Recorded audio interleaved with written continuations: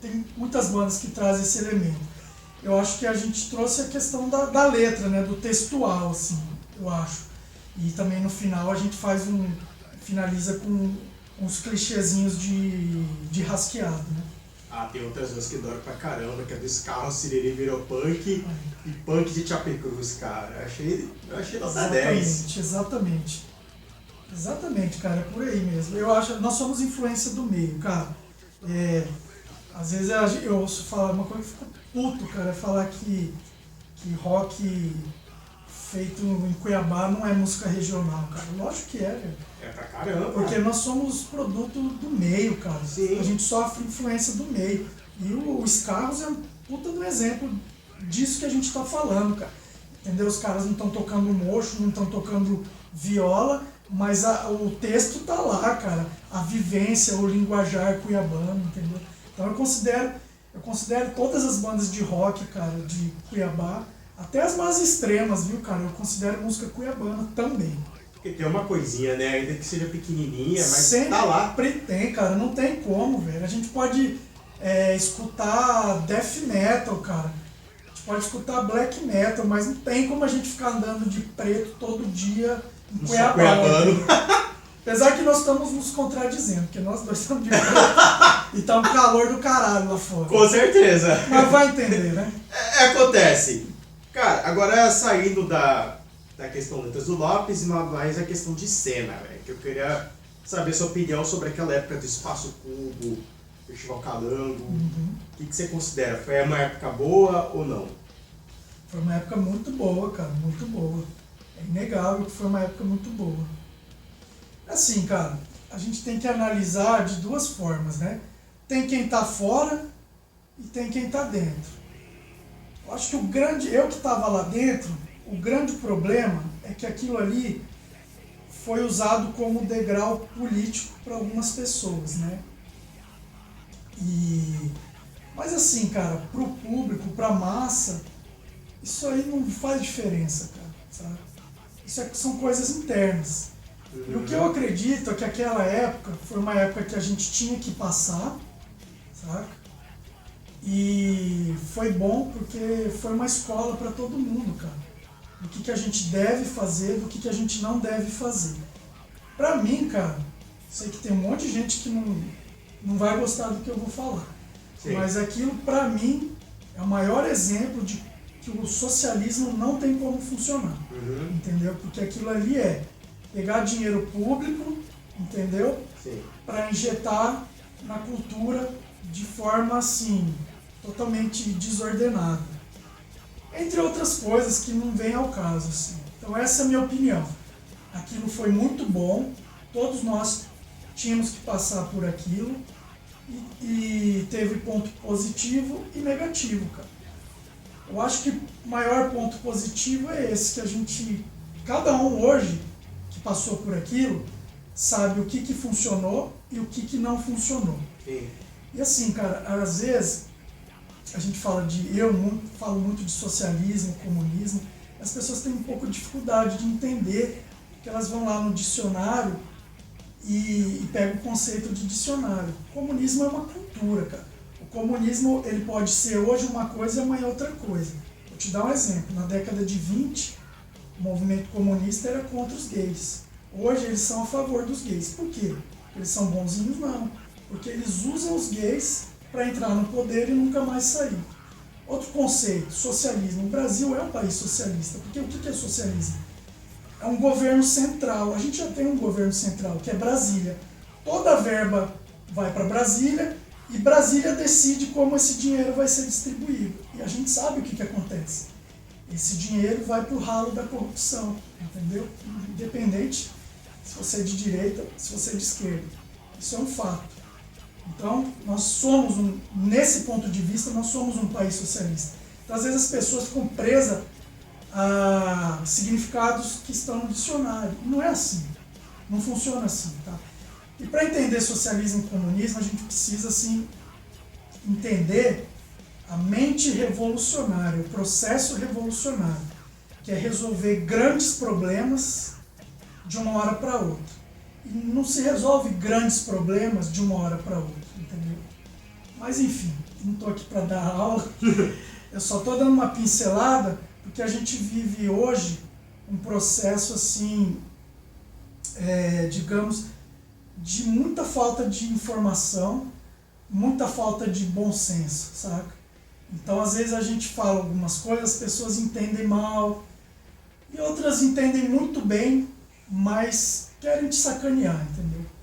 E é isso. Bom, sobre o cenário atual. Atualmente o interesse pelo rock vem diminuindo, isso é fato.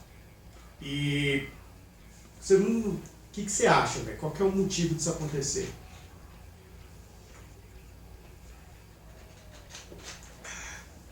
Pausa para a água. Tem que ter. É porque o cara fala pra caralho, né? Não, entrevistado bom é assim, tem que falar bastante. Então, cara, vamos lá. São várias coisas, né? Primeiro que a gente tem que entender que a gente vive um momento de intensa transformação, né? De 10 anos pra cá, o mundo mudou muito, cara, muito. Então, às vezes, a gente tem dificuldade de fazer a leitura dessa mudança. Então, hoje, cara, é muito difícil você tirar alguém do Netflix para ir assistir um show de banda de rock autoral, sabe? Sim, é bem complicado mesmo. Então a gente precisa entender que talvez, cara, não seja só com o rock, entendeu? É porque assim, o rock perdeu a relevância, mas a música perdeu a relevância. A música hoje ela tem um papel secundário. Você pode ver que hoje, cara, você fala assim, eu vou gravar um álbum, um CD. Cara, isso passa batido, porque só isso não basta. Você precisa hoje casar isso com um vídeo, entendeu? Fazer um videoclipe, ou fazer um show, um DVD. Tudo está casado com imagem, entendeu? Então assim, cara, realmente eu acho que o rock perdeu espaço, mas porque o mundo mudou, a música perdeu a relevância, saca? Mas eu não sou aquele cara de ficar reclamando, falar, vou parar de tocar, saca? Isso aí não tá nos meus planos, cara. O que a gente tem que fazer é o seguinte, já que é difícil tirar as pessoas de casa, vamos tentar fazer uma coisa bem feita, vamos tentar fazer uma coisa diferente. E isso eu bato muito em cima das bandas. Falei, galera, não adianta você só subir no palco e fazer seu show, entendeu? Você precisa ter um cenário, você precisa ter uma produção, você precisa oferecer um espetáculo, saca? E você precisa divulgar o seu espetáculo. E aí tentar tirar o cara de casa, tirar o cara da frente do computador, da rede social. Eu vejo, cara, esse negócio de seriado, velho. Puta, os caras falam, você assistiu Game of Thrones? Eu falei, cara, eu nem sei o que é isso. Eu sei que é um seriado. E a galera sempre fala assim, você tem que assistir tal seriado. Eu falo, cara, sabe por que eu não assisto? Senão eu vou ficar igual a você, eu vou ficar em casa. Eu fui assistir velho, parece viciado em crack, viciado em cocaína. Enquanto você não assistiu o último capítulo, você não para. Eu fui assistir um Mecanismo, velho, eu fiquei tipo 6 horas seguidas na frente da TV, entendeu? Então, o que acontece é isso, cara, o mundo mudou muito, muito, mas assim, o rock não vai acabar. Desde que eu nasci, eu escuto essa história que o rock vai acabar. A galera da geração anterior também a mesma coisa. Mataram o metal várias vezes. Não vai acabar nunca, cara. Pode ter perdido um pouco da magia, perdido um pouco da relevância, porque também, cara, antes o cara, para ver uma banda de rock tocar, ele tinha que ir no show. Hoje ele entra no YouTube e vê o Iron Maiden em HD, o Metallica em HD, o AC/DC em Full HD. Então, hoje o cara não precisa ir ver show de banda para ver alguém tocar bateria, guitarra, baixo, entendeu? Mas não vai morrer não, cara. E depende das bandas e, cara, de pessoas como você, cara. Essa coisa que você faz, velho, isso aí é muito importante, cara. Então, assim, as bandas têm que se apoiarem e dar apoio, cara, para pessoas como você, que gosta de rock e quer levar o rock local para frente. Isso é muito importante, cara. A gente sempre tem que pensar local. Antes da gente pensar nacional, global, a A gente tem que ser alguém na nossa casa, cara. Eu sempre falo isso pras bandas. Vamos conquistar um público aqui na nossa casa primeiro, para depois a gente ir pro interior e pro resto do Brasil e quem sabe para fora do Brasil. Antes que a bateria acabe, né? Às vezes o celular não colabora. Cara, você acredita que é possível fazer com que gravar tem um cenário forte, festivais, pessoas vivendo de música autoral? Cara, eu acredito, eu sempre acreditei. Sempre acreditei. Se eu não acreditasse, velho, já tinha parado de tocar. Teria ido lá na Ponte Sérgio Mota, me jogado lá de cima. Eu sempre acredito, cara. Mas assim, o que eu vejo é que ainda vai ter que surgir algum de nós, parar de fazer música para virar exclusivamente um produtor cultural, entendeu? Eu assim, cara, eu acho que eu não conseguiria parar de fazer música, parar de tocar para ser um agente cultural exclusivamente, um empresário do rock. Mas eu acho que para dar certo teria que ter vários empresários do rock. Mas assim, cara, pessoas que curtam rock, entendeu? Que não vê o rock só como uma fonte de lucro, entendeu? Como trampolim, né? Exato, porque primeiro que o lucro a curto e médio prazo não tem, cara. Isso é a longo Sim. prazo, a gente tem que plantar uma cultura, porque o que acontece no Brasil, a gente não tem a cultura rock. Nós tivemos, assim, o rock ele entra na moda de vez em quando. Foi assim com a Jovem Guarda, foi assim com o pessoal da década de 70, Raul Seixas, Rita Lee, entre vários outros, né? Foi assim com a geração 80, foi assim com a geração 90, Raimundos, Planet Hemp, foi assim com a geração 2000, CPM, Hit, NX0. Então, a gente sempre depende do rock virar moda de novo para tentar alavancar outras bandas, Sim. certo? Por quê? Porque a gente não tem uma cultura rock. Por isso que eu falo que é importante a gente pensar local, para cada um pensar local, para a gente tentar cada vez mais plantar essa semente de um dia a gente ter uma cultura rock, como tem, por exemplo, na Argentina, cara. A Argentina, você pode falar o que for dos argentinos, mas eles gostam muito de rock and roll. Lá tem uma cultura rock muito mais forte que aqui. Aqui eu considero que a gente não tem cultura rock. Mas cabe a nós, cara. A gente que tem amor à música, que nem eu falo para as bandas de rock, faça primeiramente por amor à música, por amor ao rock and roll. Depois você vai ver se isso tem viabilidade de ter sucesso comercial. E faça bem feito, cara, entendeu? É só assim, cara, não tem jeito.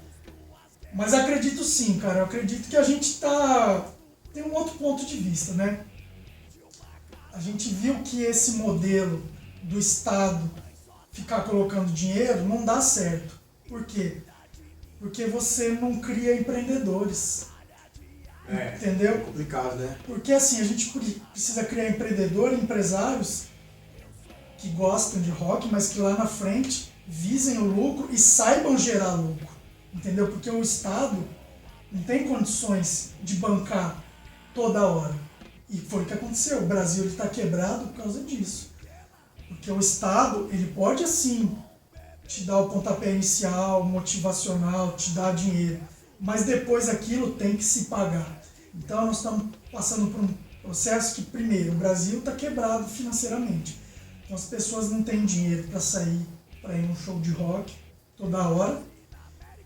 E quem quer investir, às vezes não tem dinheiro e tem medo de não ter retorno. Então, primeiramente, cara, a gente precisa sair dessa crise econômica e sempre pensar que tudo tem que se pagar, cara. Dinheiro não cai do céu. As pessoas elas têm que ter noção que o governo não tem dinheiro. O governo toma dinheiro do cidadão pelos impostos, pelos tributos, mas o governo, o Estado, quando eu falo Estado, é governo, qualquer governo, seja ele municipal, estadual e federal. Ele não gera riqueza. Quem gera riqueza sou eu, é você, é o cidadão, é o empresário, é o trabalhador Esse é que gera riqueza, entendeu? Então a gente assim, precisa amadurecer. O brasileiro ele precisa amadurecer nessa questão de entender que tudo tem um preço, um custo. Então as coisas precisam se pagar. O dinheiro não cai no céu, entendeu? E o socialismo ele dura até acabar o dinheiro do outro. E o dinheiro do outro acabou. Então nós estamos nesse processo de amadurecimento político, econômico, e entender isso que eu estou falando.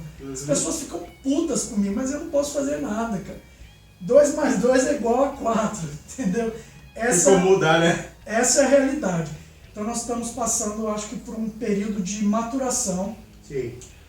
Tá todo mundo amadurecendo, eu vejo isso. Tem essa polarização, sim, tem, mas é normal. Mas nós vamos sair vivo disso. E eu tenho certeza que as coisas vão melhorar.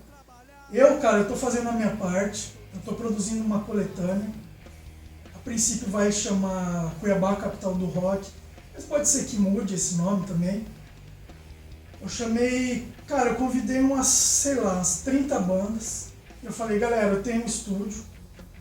Eu posso bancar metade e vocês metade de uma faixa. Isso é o que eu posso fazer hoje. Então nós gravamos essa coletânea. E agora nós vamos entrar naquele processo de...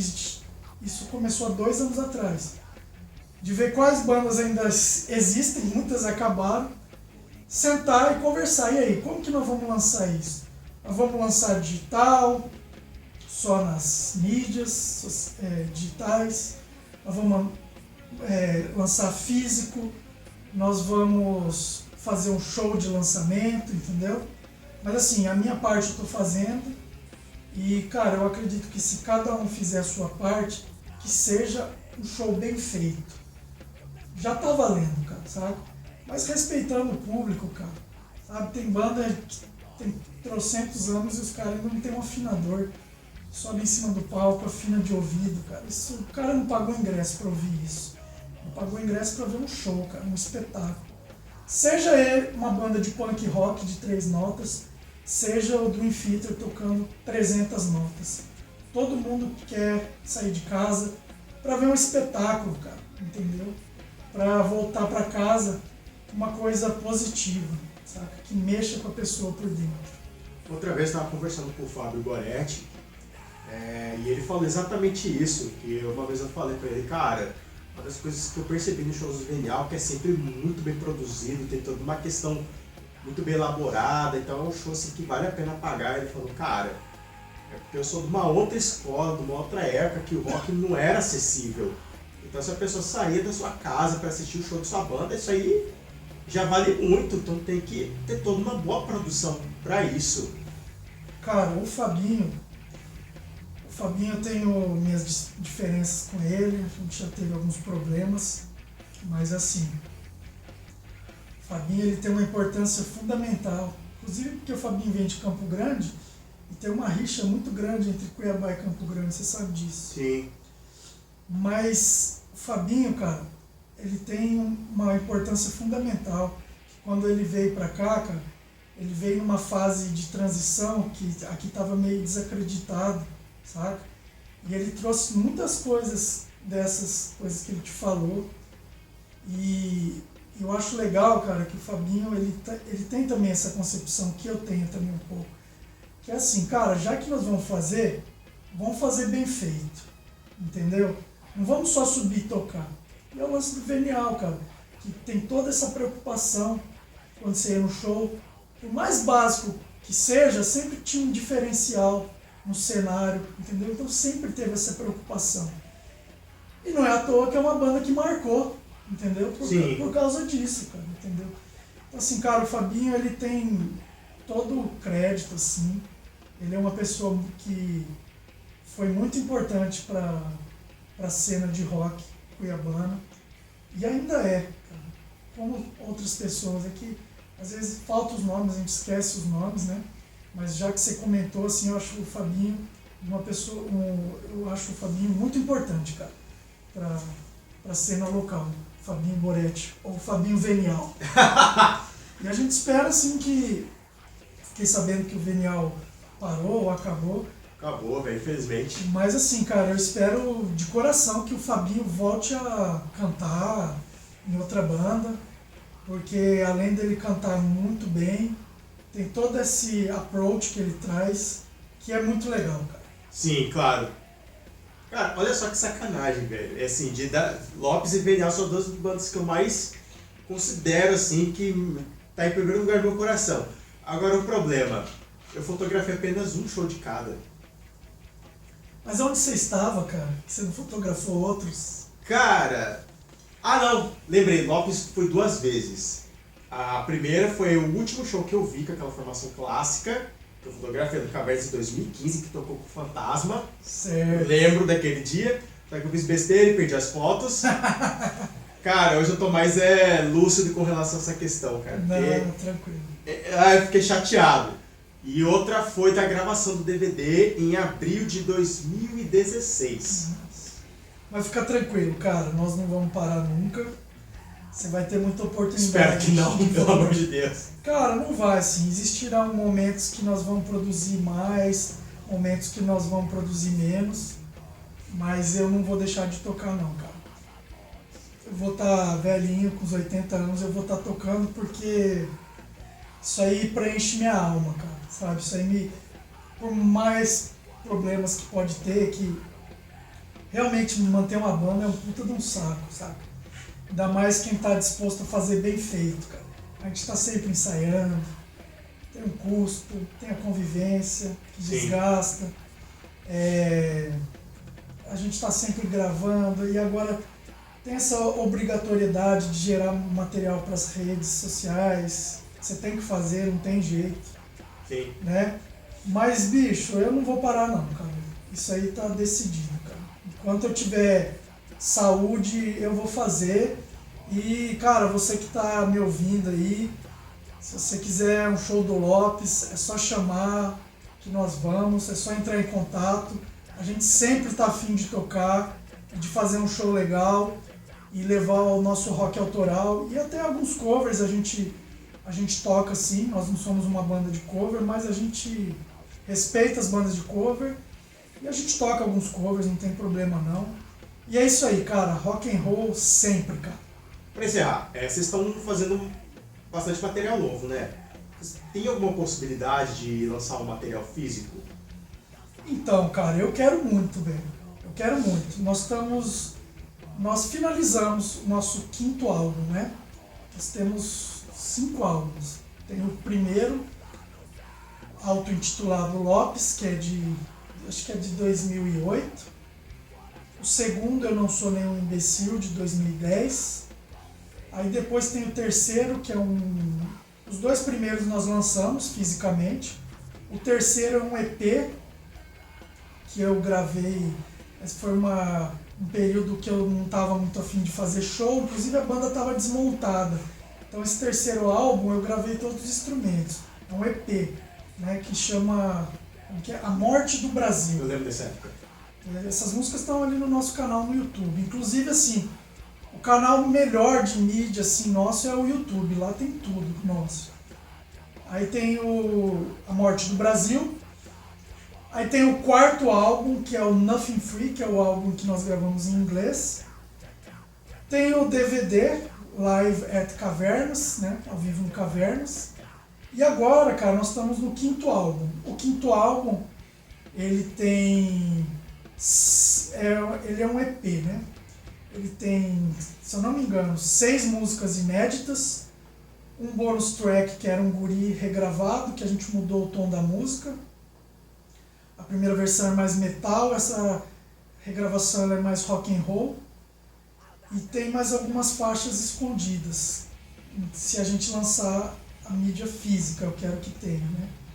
Mas vamos fazer de tudo para lançar, cara, o CD físico. Porque eu acho importante isso. Cara, eu sou fã do material físico. Eu acho assim, cara, você vê que o lance do vinil, ele tá voltando, assim, mas assim, ele não volta com força total, porque é muito caro. Se comprar um vinil por R$80, porra, é foda, né, cara? Dói bolso. Dói o bolso, né? E você comprar um vinil bom aí sei lá, do Pantera, que seja, vinil fodão, é uns 80 conto, cara. Então assim, é inviável, entendeu? Mas tá voltando. Eu acredito, cara, que o CD também vai ter assim uma volta.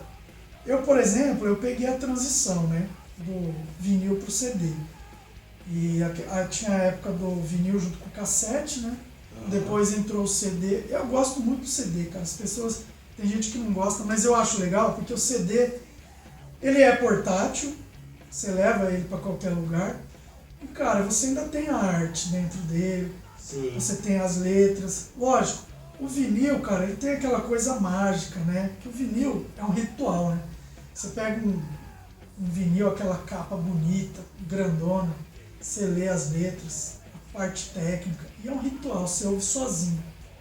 O CD já tinha aquela coisa de você levar pro churrasco de domingo com seus amigos, né? Já era uma coisa mais coletiva. Então eu acho legal o CD, e acho que o CD não vai morrer. Eu acho que sempre, da mesma forma que decretaram a morte do vinil e ele voltou, acho que o CD vai ser a mesma coisa. Então nós vamos fazer o possível e o impossível, cara, para ter CD.